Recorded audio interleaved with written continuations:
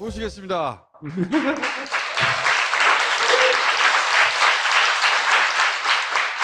최순실이 연설문을 대신 써줬다는 뉴스가 나오자마자 언론에서 이전 대통령 연설문 써준 사람 누가 찾기 시작했고, 그때 마침 또 이런 책을 내가지고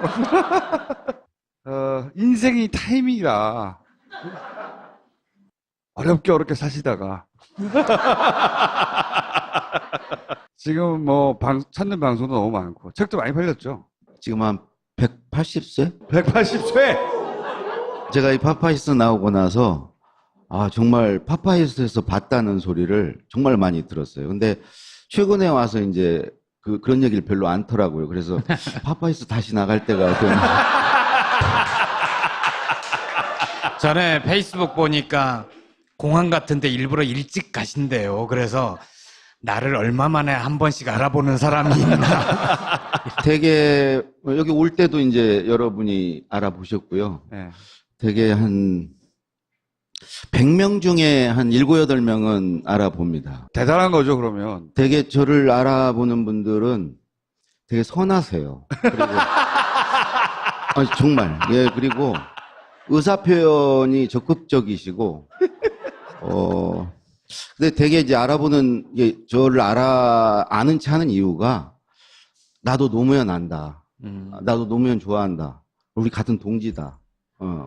그래서 그런 마음에서 하는 것 같고, 그런 게 저도 이렇게 뭉클하고요. 다큐멘터리 노무현입니다에서도 꽤 많은 비중으로 출연하셨잖아요. 거기에 이제 씬스틸러라고 김제동 역할을 대신했다고. 원래 김제동 씨도 인터뷰를 하려고 그랬어요, 감독이. 네. 근데 이제 저를 하고 나서 김제동 필요 없다. 이걸로 충분하다. 감독께서 저보고 오달수를 찾았다고. 그래서 제가 시사회를 한 5번 했거든요. 근데 저도 모르는 재능을 파파이스에서 원래 찾았어요. 저는 웃기려고 하지 않았는데 사람들이 전부 웃긴대. 저 그전에 이미지는 굉장히 그냥 겸손하고 좀 잘생기고 뭐 이런 이미지였거든요. 근데 이 나온 이후로 갑자기 웃기는 사람이 됐어요. 다음 책 제목 알려드릴게요. 강원국의 말하기. 이걸로 2번째 책을 쓰세요. 이미 레전드가 됐는데 제가 정점을 찍은 거잖아요. 오늘 조심해야 되겠다, 말을. 오늘 별로 얻을 게 없어요. 최근에 문재인 대통령의 연설들이 꽤 화제가 되고 있잖아요. 근데 그 연설들 화제가 되면서 빨리 모셔가지고 한번 얘기를 들어봐야 되겠다 싶었어요. 그래서 세 사람의 어떤 뭐 공통점, 차이점, 인간으로서의 공통점, 차이점, 그런 얘기 한번 들어보고 싶다. 쭉 특별한 주제라기보다는 예. 겪어봤던 사람에 사실 문재인 대통령 잘 몰라요, 제가. 5년간 이제 5년 중에 비서실장, 민정수석, 시민사회 수석 하셔서, 그러니까 청와대 울타리 안에 같이 일은 했지만 별로 존재감이 없으셨어요. 그래서 그분은 이렇게 나대는 걸 별로 안 좋아하시더라고요. 나대는 걸. 제가 보신 이제 김대중 노무현 대통령님은 앞에 나서는 걸 좋아하시는 분이에요. 이런 얘기를 해서 될지 모르겠지만 굉장히 인정 욕구가 강하신 분들이에요. 그걸 오히려 에너지화해서 활동도 하시고 여러 가지 이렇게 하시는 분들이죠.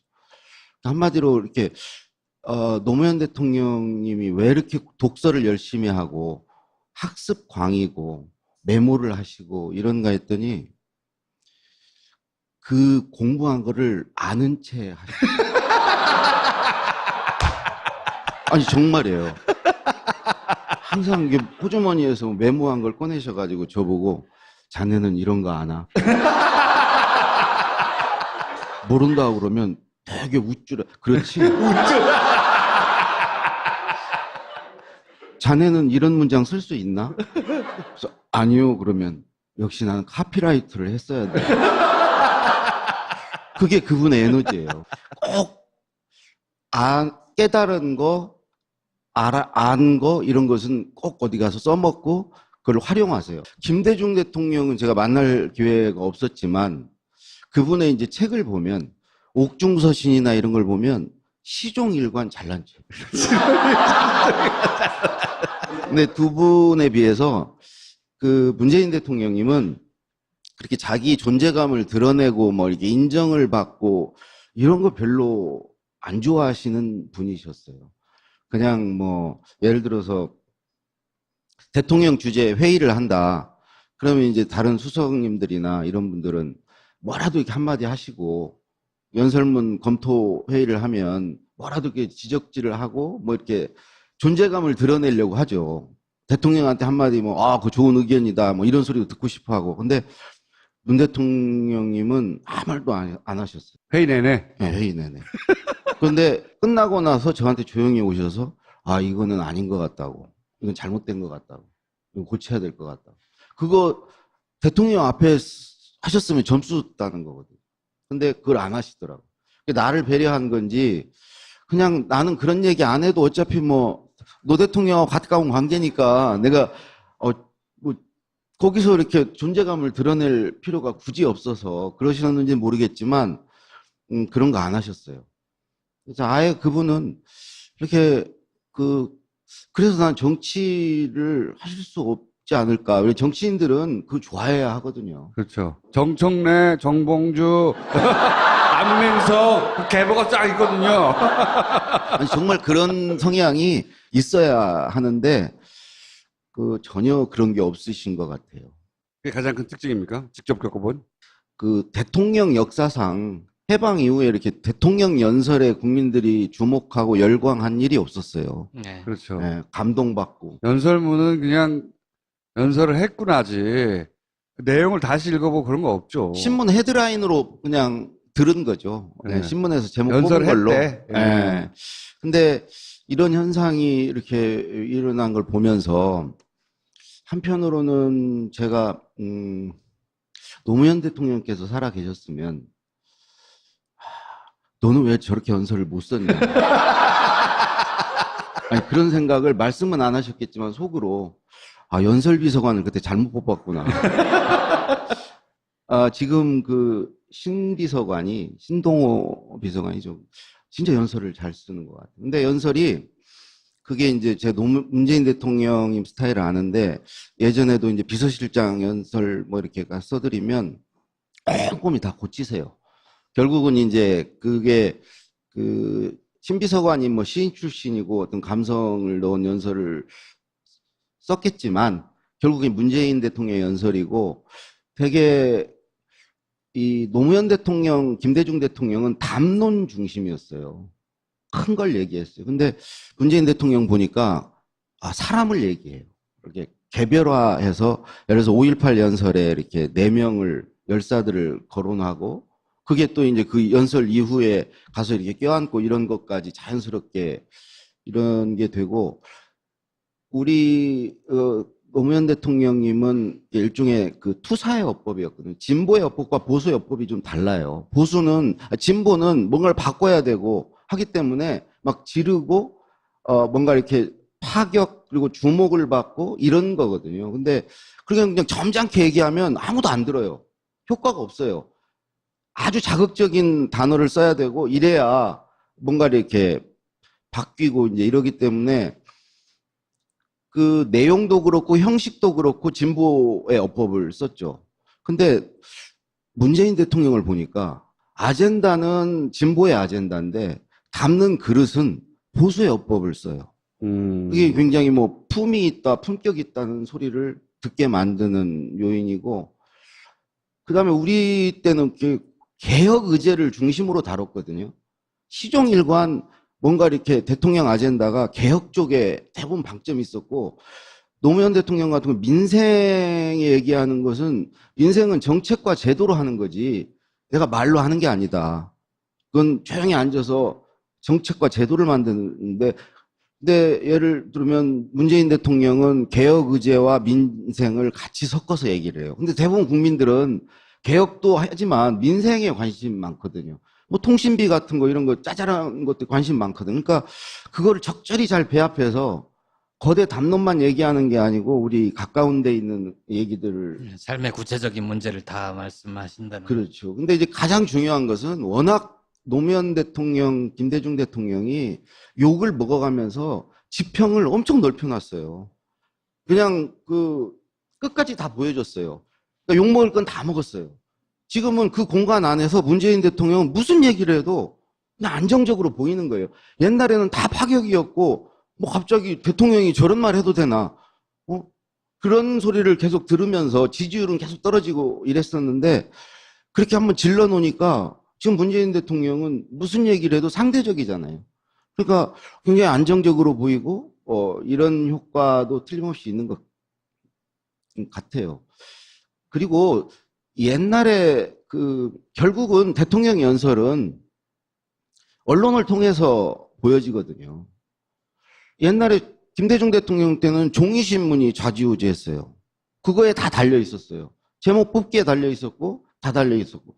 노무현 대통령 때 인터넷 언론의 도움을 좀 받아볼까 했는데, 인터넷 언론이 그렇게 힘이 세질 못했어요. 오마이뉴스나 이런 게 종이신문보다 힘이 세질 못했어요. 근데 지금은 이런 파파이스 같은 거, 이게 더 힘이 세져 버렸어요. 이건 인터넷 언론도 아니고, 그러니까 이제 팟캐스트라든가 뭐 SNS 이런 것들이 주요 우리가 국민들이 언론을 접하는 통로가 되면서 이제는 문재인 대통령이 무슨 얘기를 해도 그게 아주 실시간으로 전파가 되고 그게 아군을 만들어내고 이게 전에 없던 일이에요. 노무현 그렇죠. 대통령 때 왜 명연설이 없었겠습니까? 저도 아니 그거를 찾아가지고 전달해 준 사람이 없었어요. 노무현 대통령이 항상 그랬어요. 나는 국민께 계속 편지를 쓰는데 우체부가 전달을 안 해준다. 지금은 전달 잘 해주잖아요. 그 차이죠. 묻힌 명연설이 아쉬운 게 있으신가 봐요. 다 주옥 같죠. 제 페북글을 또 하나 인용을 하면 아까 그 신동호 비서관하고 비교를 해서 얘기를 했어요. 나도 신동호 비서관 참 잘 쓰는데 신동호 비서관처럼 써서 노무현 대통령한테 드렸으면 다 까였을 거다 이런 식으로. 왜 그렇습니까? 노무현 대통령은요, 그런 게 곰살 맞은 거 있잖아요. 그거 되게 싫어해요. 예를 들어서 국민이 대통령입니다. 이 말 되게 싫어했어요. 내가 대통령이지 무슨 국민이 대통령.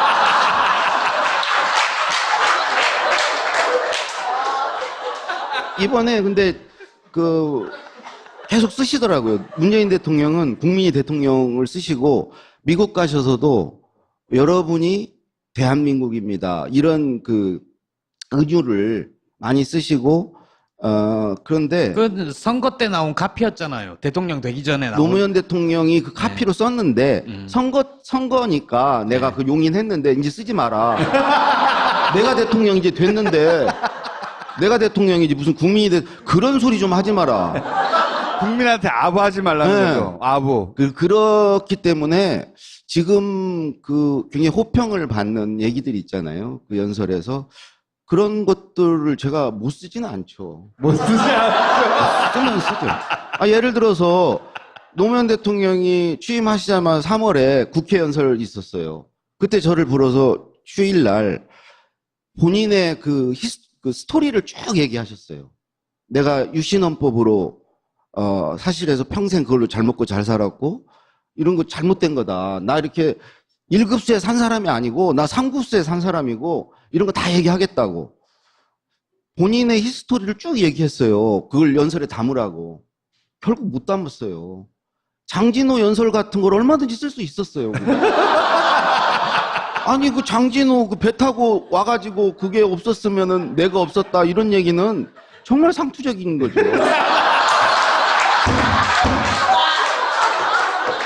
근데 왜 못 쓰셨어요? 노무현 대통령님이 그런 거 싫어하세요. 성격이 그런 거에 예. 보면. 예, 굉장히 그리고- 남성적이에요, 보면. 예, 그리고 이야기가 못 나간 거는 참모들이 못하게 했어요. 왜 그런 얘기 하시냐고. 뭐 3급수에 살았고 이런 얘기 왜 하시냐고. 그다음에 뭐 우리 안희정 지사가 나중에 짊어진 거 내가 다 한 거라고 다 얘기를 하라고 다 얘기도 해주셨어요. 네. 그거 다 넣으라고 연설에. 그래서 다 털고 가겠다고. 내가 다 책임지고 지금은 내가 소추 대상이 아니니까 퇴임 후에 이거 다 책임지겠다고. 그러니까 안희정 지사 그 사람 잘못 없다고.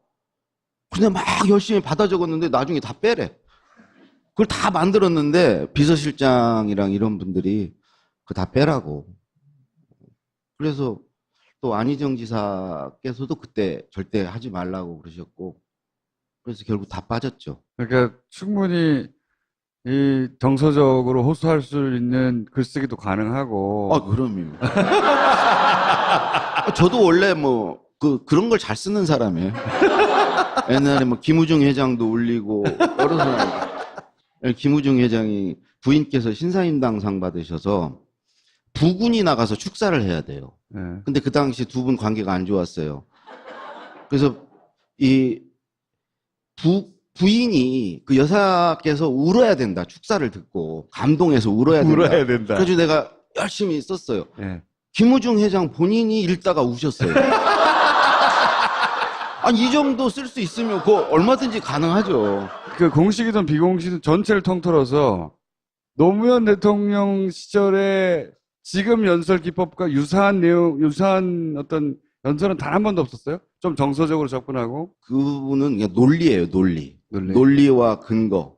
이런 거지, 그냥 뭐, 소프트하고, 뭐, 이런, 정서적으로, 감정적으로 이렇게 접근하는 거, 이런 거. 예를 들어서 뭐, 시장 가서 상인들 손잡아주고, 뭐, 이렇게, 그런다고 시장 상인의 삶이 좋아지냐.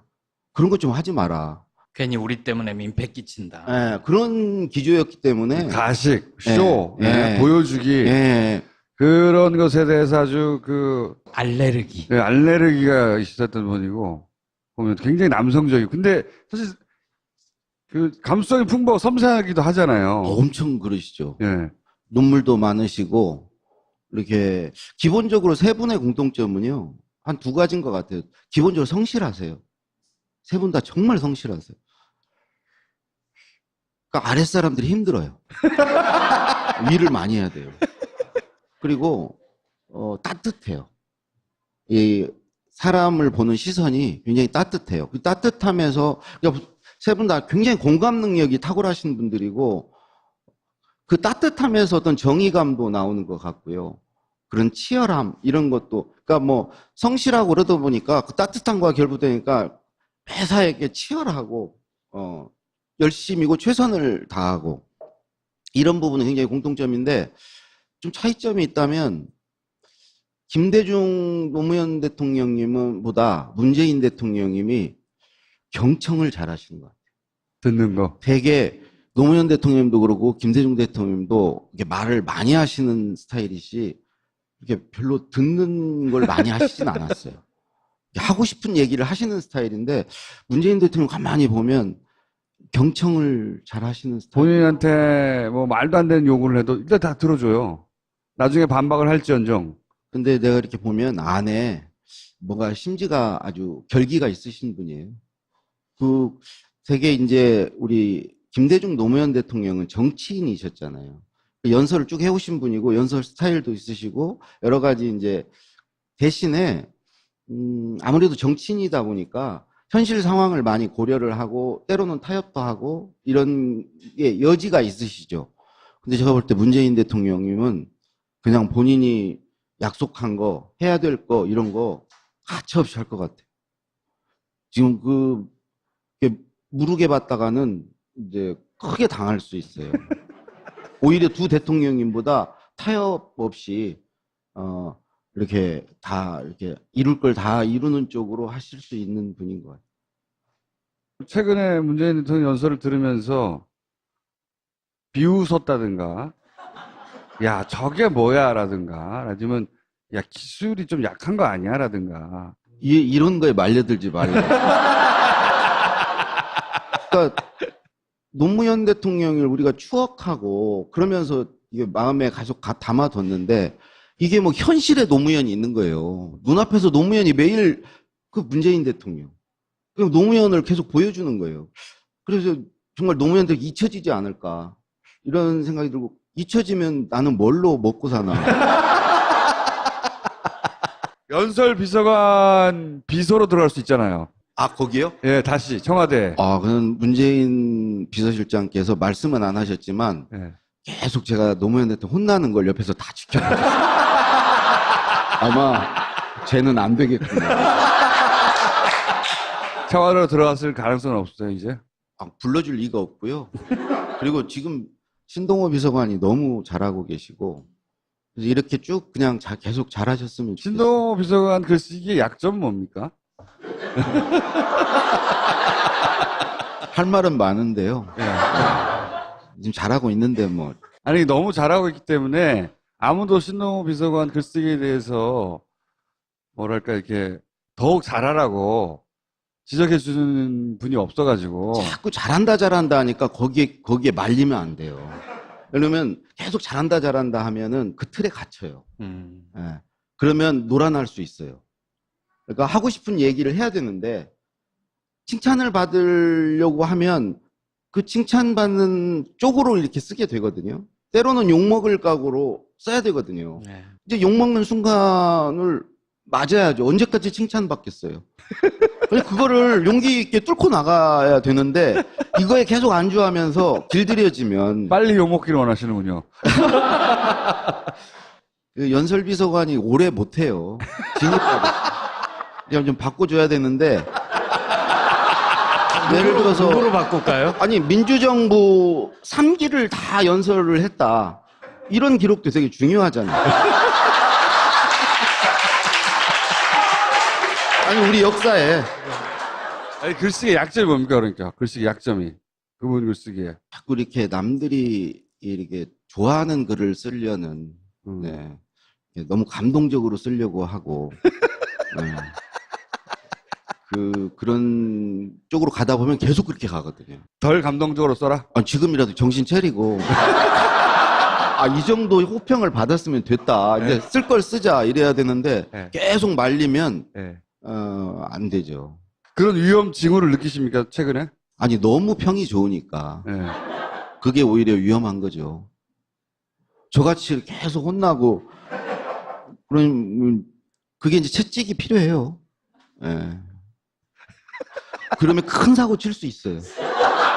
너무 칭찬받다 보면 막 잘한다 하다가 한 방에 큰 사고를 빵 칠 수 있어요. 그러면 나한테 기회가 온다? 원래 아시는 사이세요? 아니요, 전혀 모르는. 한 번도 본 적이 없어요. 아, 그분은 저를 아시겠죠? 대통령 글쓰기 다음 책은 없어요? 그 강원국의 글쓰기. 강원국의 글쓰기로? 네. 강원국의 말하기 이런 건 안 나옵니까? 이제 뭐 그게 같이 어차피 말과 글은 이제 같은 거니까 이제는 제 거를 낼 때도 이제 된 거 같고 그 정도 지명도도 있는 거 같고. 그러면은 마지막으로 강원국의 글쓰기 비법 한 가지만 얘기하고, 왜냐면 앞으로 나올 책이니까. 강원국의 글쓰기 비법은 이런 거야. 잘못 알고 있는 게 많은데 말이지. 그거 하나만 딱 정리하고 가지고.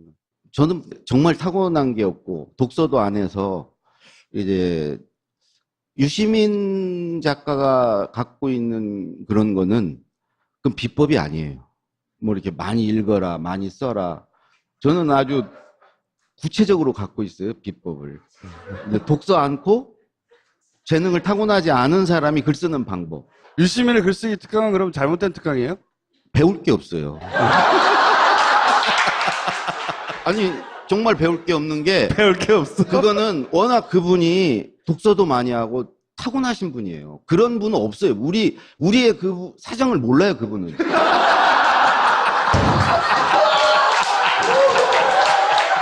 아니, 정말로 그래요. 그래서 우리 수준에 맞춰서 어떻게 쓰라 이런 말을 못 하시는 분이에요. 그러니까 그 비법 하나가 뭐냐고요, 하나. 쓰기 전에 먼저 누군가에게 말을 해보세요. 말을 해보면 노무현 대통령 5년 내내 저한테 말만 하셨어요. 그래서 내가 알았어요. 아, 저렇게 말을 하고 글로 쓰면 되겠구나. 그러니까 저 이제 비서관이 없으시니까 친구한테 말하고 친구가 듣고 이제 비서관 역할을 해주면 쉽게 글 쓸 수 있어요.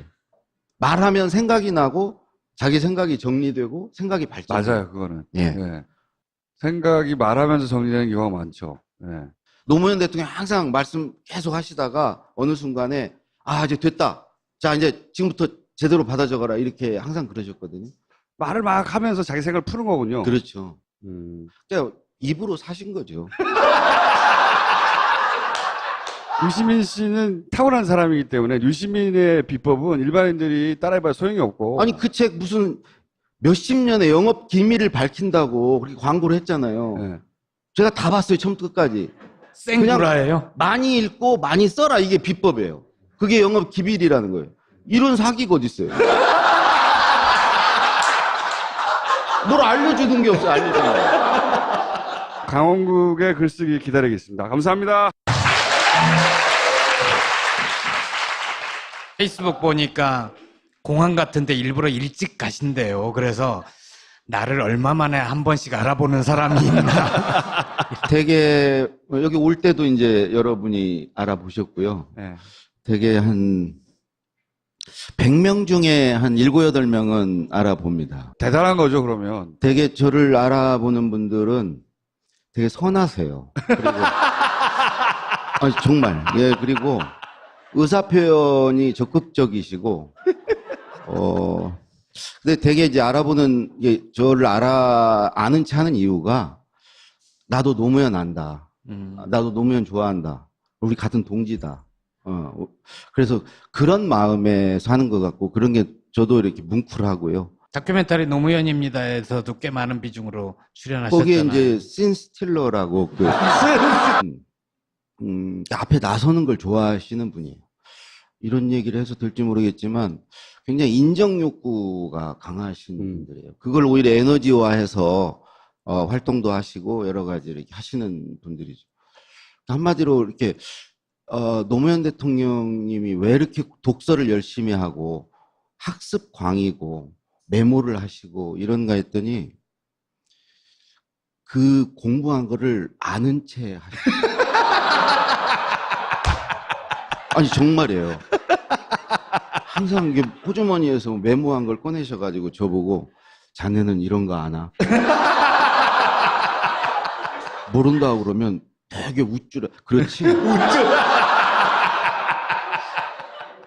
자네는 이런 문장 쓸 수 있나? 그래서 아니요. 그러면 역시 나는 카피는 조심해야 되겠다 말을. 오늘 별로 얻을 게 없어요. 최근에 문재인 대통령의 연설들이 꽤 화제가 되고 있잖아요. 근데 그 연설도 화제가 되면서 빨리 모셔가지고 한번 얘기를 들어봐야 되겠다 싶었어요. 그래서 세 사람의 어떤 뭐 공통점, 차이점, 인간으로서의 공통점, 차이점 그런 얘기를 한번 들어보고 싶다. 쭉 특별한 주제라기보다는 예. 겪어봤던 사람에 사실 문재인 대통령 잘 몰라요, 제가. 5년간 이제 5년 중에 비서실장 뭐 민정수석, 시민사회 수석 하셔서 그러니까 청와대 울타리 안에 같이 일은 했지만 별로 존재감이 없으셨어요. 그래서 그분은 이렇게 나대는 걸 별로 안 좋아하시더라고요. 나대는 걸. 제가 보신 이제 김대중 노무현 대통령님은 김재동 역할을 대신했다고. 원래 김재동 씨도 인터뷰를 하려고 그랬어요, 감독이. 네. 근데 이제 저를 하고 나서 김재동 필요 없다. 이걸로 충분하다. 감독께서 저보고 오달수를 찾았다고. 그래서 제가 시사회를 한 5번 했거든요. 그런데 저도 모르는 재능을 파파이스에서 원래 찾았어요. 저는 웃기려고 하지 않았는데 네. 사람들이 전부 웃긴대. 저 그전에 이미지는 굉장히 그냥 겸손하고 좀 잘생기고 뭐 이런 이미지였거든요. 근데 이 나온 이후로 갑자기 웃기는 사람이 됐어요. 다음 책 제목 알려드릴게요. 강원국의 말하기. 이걸로 두 번째 책을 쓰세요. 이미 레전드가 됐는데 제가 정점을 찍은 거잖아요. 오늘 모시겠습니다.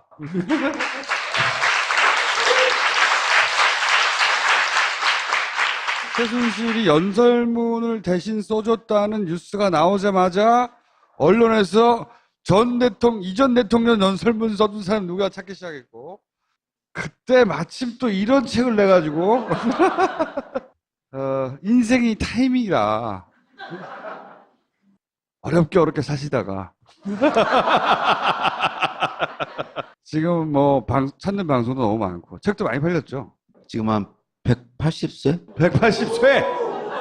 제가 이 파파이스 나오고 나서 정말 파파이스에서 봤다는 소리를 정말 많이 들었어요. 근데 최근에 와서 이제 그런 얘기를 별로 않더라고요. 그래서 파파이스 다시 나갈 때가 좀 전에